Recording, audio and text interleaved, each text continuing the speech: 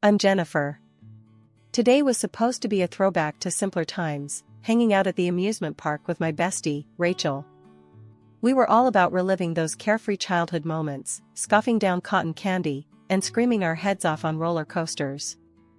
As we stood in line for the Ferris wheel, a little boy in front of us was bouncing around, barely able to contain his excitement. He was with this guy, around my age, trying to keep the kid from darting off into the crowd. "Liam, buddy, stay close, okay?" the guy said, his voice calm but firm. The kid, Liam, nodded, but his attention was all over the place. I couldn't help but smile. The scene was too familiar, reminding me of outings with my younger cousins. Rachel nudged me, whispering, "Hey, he's kinda cute, don't you think?" I shrugged, trying not to look too interested. Who? The kid or the guy? Very funny. The guy, obviously. We got on the Ferris wheel, and as fate would have it, those two ended up in the compartment next to us. From up high, with the world shrinking away, the guy and I exchanged smiles. He had this easy, open face that made you trust him right away. Once we were back on solid ground, Rachel, ever the wingman, dragged me towards them under the guise of helping Liam find his dropped toy car near the exit. "Thanks for helping out," the guy said as we handed the toy back to Liam. "No problem. He's your son?" I asked, trying to sound casual. He chuckled. "Nephew. I'm Jake, by the way, and this whirlwind is Liam." "Jennifer," I said, shaking his hand. "And the lifesaver over there is Rachel." Rachel waved, and Liam tugged on Jake's shirt, asking for ice cream. Jake looked at us, a bit hesitant, then made an offer. "How about we all grab some ice cream together? My treat." "Only if we get the biggest cones." Rachel jumped in, and we all laughed, making our way to the nearest ice cream stand. As Jake managed Liam's hyper-energetic ice cream requests, I saw a different side to him. He was patient, kind, and surprisingly easy to talk to. We started chatting about random things, favorite movies, worst amusement park rides, and how neither of us can stand clowns. "So, you come here often?" Jake asked, his tone teasing. "Only when I feel nostalgic or when someone drags me out," I replied, nudging Rachel who was busy demolishing her double scoop. We spent the rest of the day together, wandering from ride to ride, sharing stories and laughs. As the park lights began to glow against the dusk, Jake pulled out his phone. "Can I get your number? I'd love to do this again, maybe without the wild rides and sugar highs next time." I felt a warm flush of excitement as I typed my number into his phone. "Sure, that sounds great." He grinned. "Great. I'll call you." And he did. The very next day. After Jake called, things between us moved pretty fast, like we were both sure this was it. The dates turned into weekends together, and those weekends turned into an easy routine of just knowing where each other fit. Before we even realized it, we were talking about forever. The day Jake proposed was as simple and beautiful as everything else with him had been. No dramatic gestures, just us on a quiet evening walk. "Jennifer," he started, stopping mid-path and looking a bit nervous, which wasn't like him at all. "I've been thinking a lot about us." "Yeah?" I asked, feeling my heart start to race a bit. "I don't want to scare you off or anything, but I know I want to spend the rest of my life with you. Will you marry me?" He pulled out a ring, not flashy, but perfect. My heart skipped. "Of course, I will, you goof. I thought you'd never ask." The wedding was small, just close friends and family. His parents, Mike and Susan, were everything you'd hope for. Warm, welcoming, they made me feel like I'd been part of the family for years. Susan hugged me tight the first time we met, whispering, "We're so glad he found you." But it wasn't all smooth sailing. Jake's sister, Sarah, was a different story. She was polite enough at the wedding, but I could feel the chill off her. She didn't make it easy, always keeping a bit of distance, her words polite but cold. A few months into the marriage, during a Sunday dinner at Jake's parents' house, I tried to break the ice with her. "Sarah, I was thinking maybe we could go shopping sometime, get to know each other better." She looked up, a bit surprised, then masked it with a polite smile. Maybe. We'll see. I'm pretty busy these days. Her husband, Tom, chimed in with a chuckle. Busy? Babe, you spend more time at the gym than you do at home. Sarah shot him a look that could curdle milk. Some of us care about staying healthy. Life after the wedding felt like it was on fast forward. Me and Jake, we were solid, and soon enough, we got the news that would change everything. I was pregnant. The excitement, it was something else. We were gonna have a baby, our own little family expanding. Jake, are you ready to be a dad?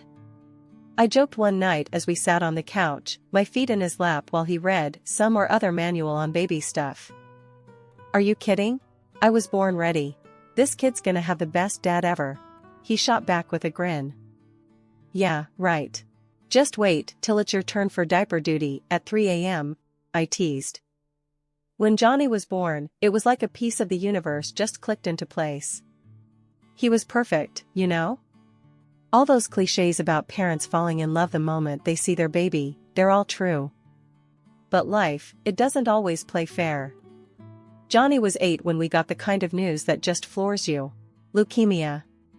It hit us like a freight train. Everything else stopped. Nothing else mattered but getting our boy through this. Jake was a rock, but I could see the strain on him, same as it was eating at me. We spent more time in hospitals than at home. Treatments, tests, more treatments. It was a whirlwind that didn't seem to end. One day, coming back from the hospital, Jake just broke down in the car. Jennifer, this is killing me. Seeing him like this, it's too much. I grabbed his hand, squeezed it hard. We'll get through it, babe. We have to. For Johnny. But it was tough. The disease, it's a monster. It'd retreat a bit, give us a glimmer of hope, then come roaring back. And Johnny, that poor kid, he never complained, not once. Kept talking about getting a puppy one day, when he got better. I'm gonna name him Rocket, he'd say with this little smile. 'Cause he'll be fast like a rocket. It broke my heart, every single day. And then, after a year of fighting, just when we thought we might be seeing a bit of light, it was over. Johnny passed away. After Johnny passed, the house was suffocating, filled with too many echoes of laughter and footsteps that would never sound again. The emptiness was a physical ache, a relentless pressure against my ribs. I spent days, then weeks, tangled in bed sheets, the world outside continuing without a hitch, and it seemed so wrong. Jake, he tried to reach me, his voice a lifeline thrown into the murky waters of my sorrow. Jennifer, love, you gotta eat something, he'd say, his hand hesitant on the door, his silhouette a shadow against the light. I'm not hungry, would be my muffled reply from the depths of our bed, the blankets over my head like a shroud. He'd sigh, the sound heavy with his own grief. Okay, but I'm here, alright? Whenever you're ready. But ready didn't seem like it was ever going to be part of my vocabulary again. How could I be ready to face a world that no longer had Johnny in it? One evening, he came home from work and found me sitting on the floor in Johnny's room, surrounded by his toys and books. He didn't say anything at first, just sat down next to me, his presence a steady warmth. Jennifer, talk to me, he finally whispered, picking up a model airplane Johnny loved. Please, babe. I shook my head, tears streaming down my face. Why? It doesn't bring him back. Nothing does. He should be here, Jake. He should be playing and laughing and driving us crazy. Not this. Jake wrapped an arm around me, pulling me against him. I know. It's hell, Jennifer. But we're in this together, okay? You're not alone in this. Days turned into weeks, and I started to move again, robotically at first. The house needed cleaning, groceries needed buying, life's mundane rhythms waiting for no one, not even a grieving mother. Susan, Jake's mom, started dropping by, always with too much food and an abundance of kindness. Jennifer, you need to keep your strength up, she'd coax, her voice gentle, pushing a plate of something homemade and hearty towards me. I'm really not hungry, Susan. But thank you. I'd manage, the food a lump in my throat.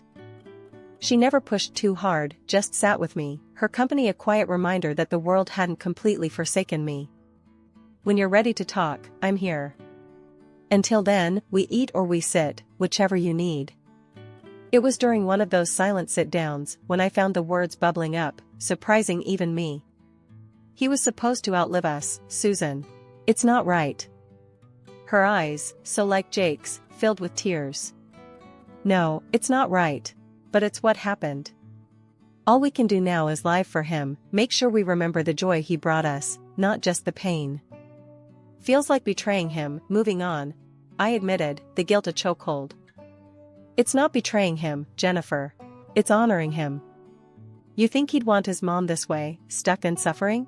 He'd want you smiling, laughing. Hard to imagine laughing ever again. I mumbled, the very thought of joy a betrayal in itself. She squeezed my hand. Maybe not today, or tomorrow. But you will, one day. And it'll feel like Johnny is laughing with you. Gradually, her words, Jake's unwavering support, they started to make a dent. The grief was still there, a vast ocean, but now I had boats in the form of family and friends, keeping me afloat, steering me towards a horizon that promised some semblance of peace. I started stepping outside, the sunlight harsh after so long in the dark. I returned to work, the routine a scaffold, holding me up, giving structure to days that otherwise blurred into one another.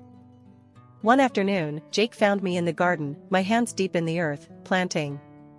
Look at you, he said, a small smile breaking through. Never thought I'd see the day. Me neither, I replied, looking up at him through strands of hair matted to my forehead. But here I am. Yeah, here you are, he echoed, kneeling next to me, his hand over mine in the dirt. Together, always, right? Right, I nodded, and for the first time in a long time, it felt like maybe, just maybe, we could make it through. It had been a year since we'd lost Johnny. Jake and I were slowly finding our footing again, and somehow, life seemed to inch back towards a semblance of normality. One Sunday, his parents invited us over for a family dinner. It was supposed to be a regular gathering, or so I thought. We arrived at Mike and Susan's place around 6 p.m. Dinner was lively, with all the usual banter and the familiar, comforting smell of Susan's cooking. That's until Sarah and her husband Tom arrived. Jennifer, Jake, how's everything? Sarah asked as they walked in, her voice never quite reaching warm. We're getting by, Jake replied, giving me a quick squeeze on the shoulder. We all sat down to eat, the table laden with dishes that made my stomach growl, despite the undercurrent of tension. It was during dessert that things took a turn. Sarah, who'd been unusually quiet, suddenly put her fork down with a clink that drew everyone's attention. So, I've been thinking, she started, her eyes darting around the table, settling on me. Now that Johnny is gone, what are you planning to do with his education fund? The room went still. I felt Jake stiffen beside me, and Susan's eyes widened in shock. What did you just say? Jake's voice was low, dangerous. Sarah, unfazed, continued. The money Grandma set aside for Johnny. He won't need it, obviously. It could really help Liam with college next year. I couldn't believe what I was hearing. My face felt hot, my palms sweaty. Are you seriously asking this now, Sarah? Well, why not? It's practical. Money sitting there doing nothing doesn't help anyone, Jennifer. Jake was seething now. It's our money, Sarah. Grandma gave it to Johnny, which means it stays with us. End of story. But he's dead, Jake. Sarah's voice rose, sharp and cold. Why keep money for someone who's not here? That's enough, Mike interjected, his voice stern. You're out of line, Sarah. Tom tried to touch Sarah's arm, but she shook him off. What? We're all thinking it. I'm just the only one saying it out loud.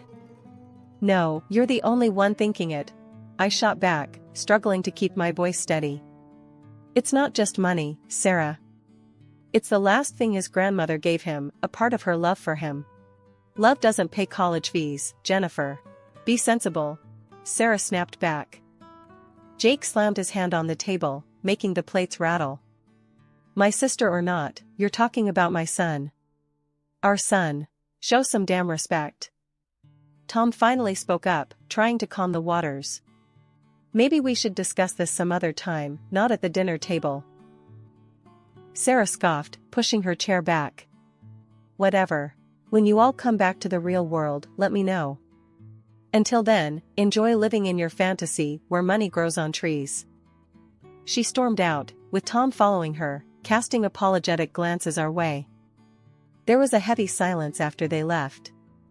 Susan got up, her hands shaking as she started clearing the table. I'm so sorry, Jennifer. I don't know what's gotten into her. I shook my head, feeling numb. It's not your fault, Susan. I just can't believe she'd say that. Not now. Not about this. We said our goodbyes, and the drive home was quiet. I leaned my head against the window, the streetlights blurring past. It was one thing to deal with the loss of Johnny, but facing such coldness from Sarah was a different kind of pain. How could family, blood, be so cruel? After Sarah's brazen proposal at dinner, I was livid, but once I cooled down, my mind started racing. Jake's grandma had given a similar amount to Sarah for Liam's education. So, where was that money? Curiosity got the better of me, and I found myself scrolling through Sarah's social media late one evening. The more I clicked, the clearer the picture became. There were Sarah, grinning in designer dresses, flaunting new jewelry, all dating back to around the time we lost Johnny. It was like a punch to the gut. Jake, come look at this, I called out, unable to keep the bitterness from my voice as I flipped through Sarah's posts on my laptop. Jake peered over my shoulder, his brow furrowing. When did she start living like this? Right after Johnny, after we lost him, I muttered, the timeline too perfect to be a coincidence. I couldn't let it go. The next day, I called Melissa, a friend who often got caught in the middle of family drama, hoping she could shed some light. We met at a little diner where nobody would bother us. So, have you noticed Sarah's spending spree? I prodded, trying to sound casual. Melissa stirred her coffee, looking uncomfortable. Yeah, it's hard not to. But did you know? Right after your boy, passed away, she seemed really happy. Said she came into some money. Happy? My voice cracked. Melissa, that money was supposed to be for Liam's college. Melissa bit her lip, glancing around before leaning in closer. Jennifer, I shouldn't say this, but she blew through Liam's college fund. Bought herself all sorts of stuff. She figured you'd end up giving her the money Johnny didn't get to use. I went straight home and told Jake everything. Watching his face cloud with anger and disbelief, I knew this was going to blow up. We need to tell my parents, he said decisively. Now. We drove to his folks' house, and Jake laid it all out for Mike and Susan, who listened in stunned silence.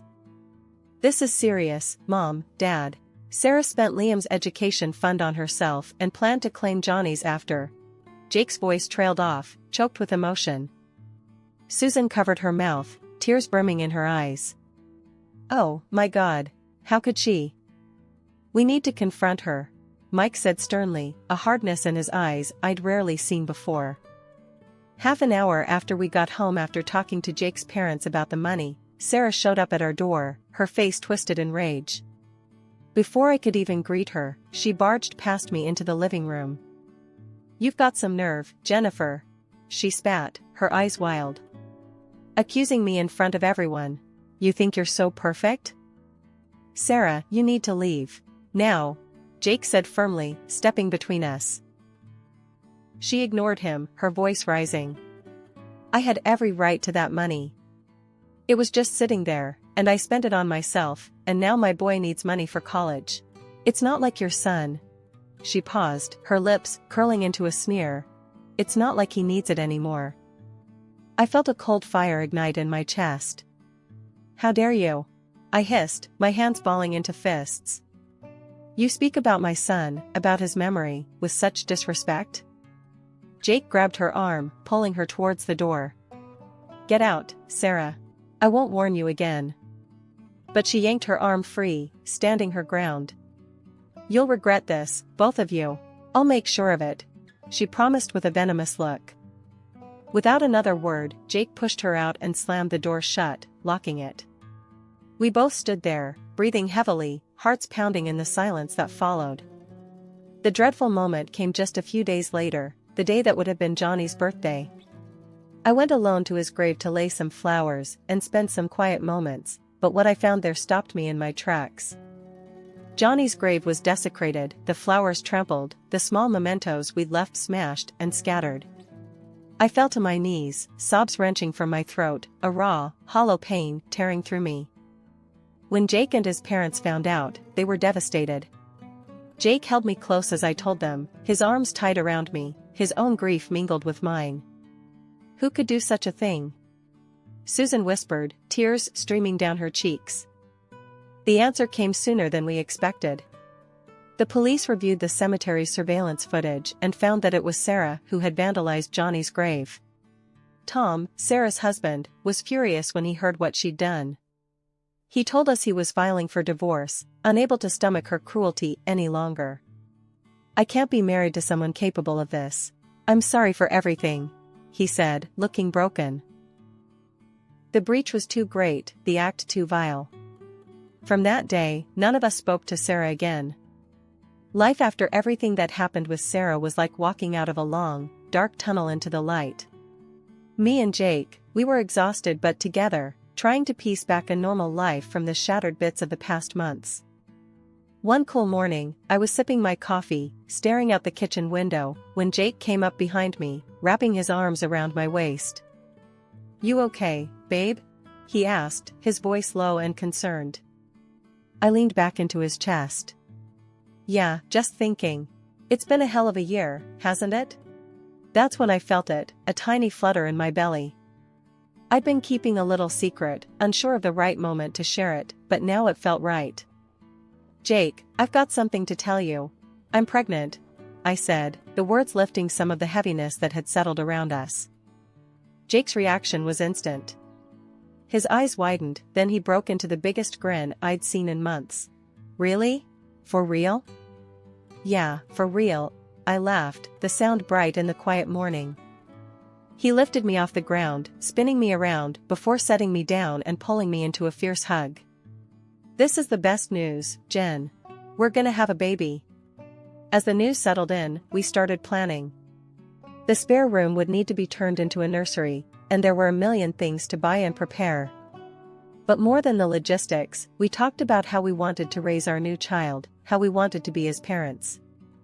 "We'll do it right," Jake said one evening as we looked through baby books. "Teach him or her everything Johnny taught us." The pregnancy wasn't just a new beginning for us, it brought a new energy to everyone around us. Susan and Mike were over the moon, their excitement a balm on the still tender wounds left by Sarah's actions. "Another grandchild to spoil," Susan would say, her eyes twinkling. "And this one's gonna have the best guardians." Even Tom, who had been through his own storm, found solace in the joy of our growing family. "It's a fresh start for all of us," he said one afternoon as he helped Jake fix up the nursery. "Yeah, it is," Jake agreed, hammering away at a piece of stubborn furniture. "We're putting the past behind us, for good."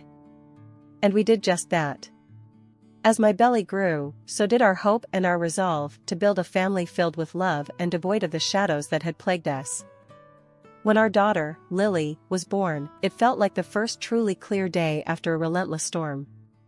Holding her in my arms, looking into her curious, bright eyes, I felt a peace I hadn't known in a long time. "Welcome to the world, Lily," I whispered, her tiny hand gripping my finger. "It's not perfect, but it's beautiful, and it's yours." Jake, standing beside me, his hand resting lightly on my shoulder, looked down at Lily and then at me. "We did it, Jen. We're really doing it." "Yeah." I smiled up at him, my heart full. "We really are." As I watched Lily sleeping peacefully that night, a thought crossed my mind, linking the past with our future. "One day, when you're a little bigger, I'll get you a puppy, just like your brother Johnny dreamed of," I whispered to her. "We'll call him Rocket, fast and free, just like his dreams." In that moment, it felt like the circle was completing, a new chapter beginning with a nod to what we'd cherished and lost.